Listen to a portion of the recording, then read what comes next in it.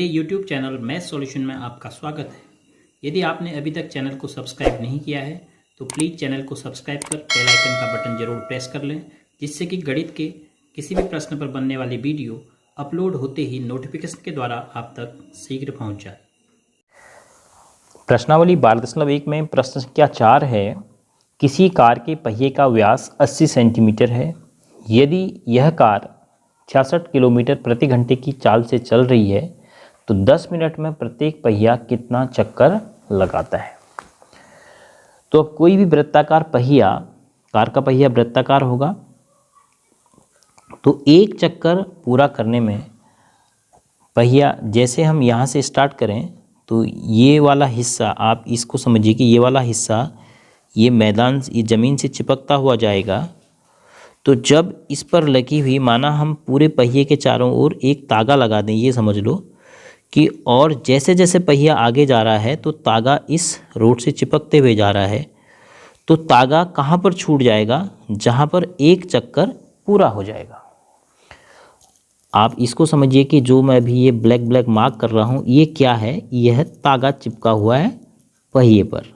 तो तागा किसके बराबर है? पहिए के परिधि के बराबर। जैसे जैसे पहिया आगे जाएगा, ये लुढ़केगा, तो तागा जो है रोड से चिपकता हुआ जाएगा। तो तागा कहाँ पर छूट जाएगा? जहाँ पर पहिए का एक चक्कर पूरा हो जाएगा। और उस एक चक्कर तक जो दूरी तय करेगा पहिया, वह किसके बराबर होगी? इस पहिए की परिधि के बराबर, उस तागे की लंबाई के बराबर। तो सबसे पहली बात ये समझनी है कि किसी भी वृत्ताकार पहिए द्वारा एक चक्कर पूरा करने में चली गई जो दूरी होगी वह पहिए की परिधि के बराबर होगी। कार उतनी दूरी आगे पहुंच जाएगी। तो अब हमसे पूछा है कि 10 मिनट में पहिया कितना चक्कर लगा लेता है। तो हम यह निकाल सकते हैं कि 10 मिनट में कार कितनी आगे चली गई है, क्योंकि कार अपनी परिधि के बराबर आगे जाएगी एक चक्कर में, अपनी परिधि के दुगना आगे जाएगी 2 चक्कर में। कार अपने पहिए की जो परिधि है उसके 3 गुना आगे जाएगी 3 चक्कर में। तो हम पहले ये निकाल लेते हैं कि कितनी दूरी उसने तय करी है, फिर एक चक्कर में अपनी परिधि के बराबर दूरी आगे जाती है, तो हम उस परिधि से भाग देंगे तो हमें चक्करों की संख्या पता चल जाएगी। तो जैसे इसको ये समझिए कि माना इस पहिए की परिधि है 4, अभी मैं कोई मात्रक नहीं लिख रहा हूँ, 4 है, और कार जो है 32 दूरी आगे चली गई है। अभी मात्रक कुछ नहीं है, केवल समझने के लिए। इस पहिए की परिधि है 4 और कार जो है 32 दूरी चली गई है आगे। तो एक चक्कर में 4 दूरी गई, दूसरे चक्कर में 8 दूरी गई, तीसरे चक्कर में 12 दूरी गई। तो 32 दूरी कितने चक्कर में गई? तो हम 32 को किससे? 4 से भाग दे देंगे। 4 अट्ठे 32। पहला चक्कर, दूसरा चक्कर, तीसरा चक्कर, तो 8वां चक्कर हो गया 4 अट्ठे 32। तो यही हम यहाँ पर भी करेंगे। तो सबसे पहले कार द्वारा चली गई दूरी ज्ञात करेंगे। अब दूरी के लिए हमें सूत्र पता है, दूरी बराबर होता है चाल गुणा समय। चाल दी है और समय भी दिया है। तो कार द्वारा 10 मिनट में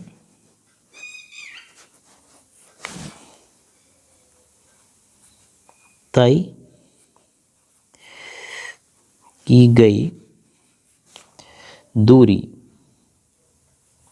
बराबर चाल गुणा समय। तो चाल कितनी है? चाल है 66 किलोमीटर, तो इसको 1000 से गुणा कर लेते हैं, मीटर हो गई। 66 किलोमीटर गुणा 1000 प्रति घंटा, गुणा समय है 10 मिनट, तो इसको घंटे में बदल देते हैं। तो देखो अभी जो उत्तर आएगा वो आएगा आपके पास मीटर में, क्योंकि आपने किलोमीटर को 1000 से गुणा कर दिया तो ये किस में बदल गया? मीटर में।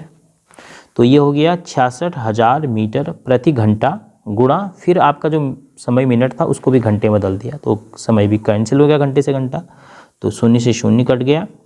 तो 6 से 11 बार, तो 11 एकम 11, 3 शून्य ऐसे ही, तो 11,000 मीटर दूरी तय की गई है 10 मिनट में। अब चूंकि व्यास हमें सेंटीमीटर में दिया है तो हम इसको सेंटीमीटर में बदल सकते हैं। 11,000 के पीछे 2 शून्य और बढ़ा देंगे तो मीटर जो है सेंटीमीटर बदल जाएगा, तो ये हो गया सेमी। तो अब हमने यह बताना है कि इकाई, दहाई, सैकड़ा, हजार, 10,000, लाख, 10 लाख, 11 लाख सेंटीमीटर दूरी कार तय कर चुकी है। तो कार के पहियों ने कितने चक्कर लगाए होंगे? तो एक चक्कर में कार द्वारा जो तय की गई दूरी होती है वह निकालते हैं, वह होती है कार पहिए की परिधि के बराबर। तो एक चक्कर में कार द्वारा तय दूरी बराबर पहिए की परिधि।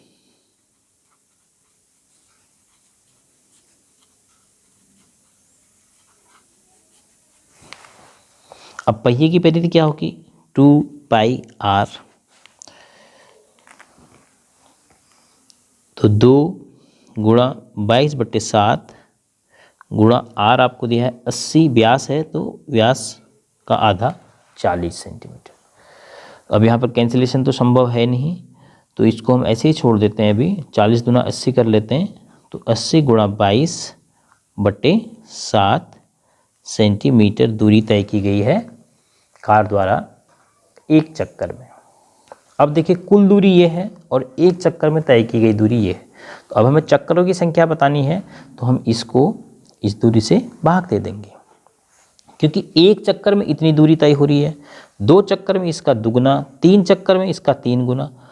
तो कितने चक्कर में इतनी दूरी तय होगी? तो वही बात है, एक चक्कर में 4 दूरी, 2 चक्कर में 8 दूरी, 3 चक्कर में 12 दूरी। तो कितने चक्कर में 32 होगी? तो हम 32 को 4 से भाग दे देंगे। तो चक्करों की संख्या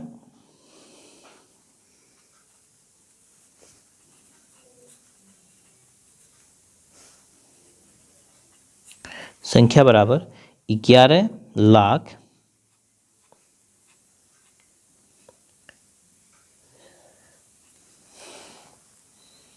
बटे 80 गुणा 22/7, और ये बट्टे का बट्टे 7 ऊपर चले जाएगा, तो बराबर हो जाएगा 11 लाख गुणा 7 बटे 22 गुणा 80। तो 11 से 11 इक्का, 11 दूना, 0 से 0 कट गया, तो आपके पास बचा देखो 1 के पीछे 1 2 3 4 0, और यहाँ 8 दूना 16, 1 2 3 4 गुणा 7 बाद में कर लेंगे बट्टे 8 दूना 16। तो 16 का अब आप भाग दे सकते हैं। 16 छक 96, 16 छक 96, बचा 4 0, 16 दूना 32, उसके बाद बचा 8 0, 16 पंचे 80 गुणा 7, 7 पंचे 35, 7 दूनी 14 3 17, और 7 छक 42 एक 43। तो 4,375 चक्कर कार के पहियों के द्वारा लगाए जाएंगे 10 मिनट में, क्योंकि कार 10 मिनट में इतनी दूरी तय कर रही है और एक चक्कर में कार द्वारा तय की गई दूरी इतनी है। तो इसलिए कुल दूरी को हम एक चक्कर में तय की गई दूरी से भाग देंगे, तो चक्करों की संख्या पता चल जाएगी। यह प्रश्न बहुत महत्वपूर्ण है। कंपटीशन पॉइंट ऑफ व्यू से भी इस प्रकार के प्रश्न प्रतियोगी परीक्षाओं में भी पूछे जाते हैं।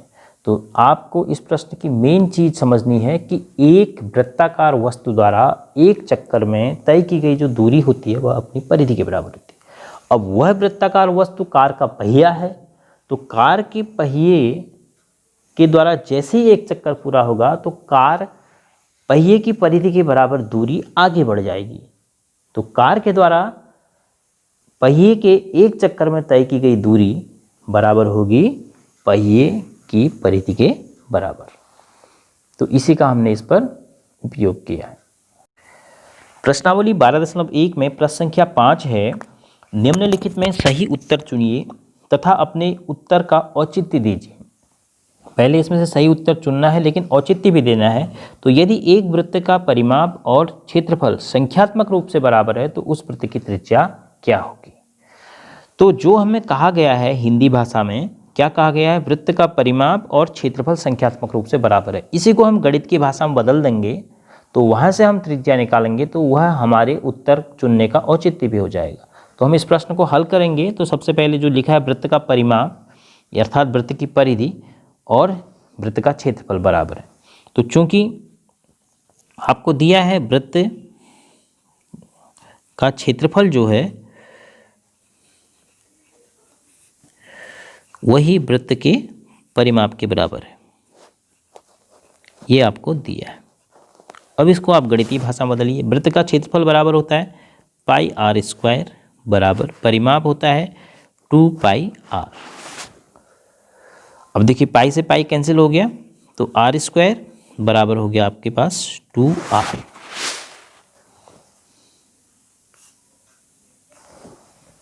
अब आर स्क्वायर 2r के बराबर है।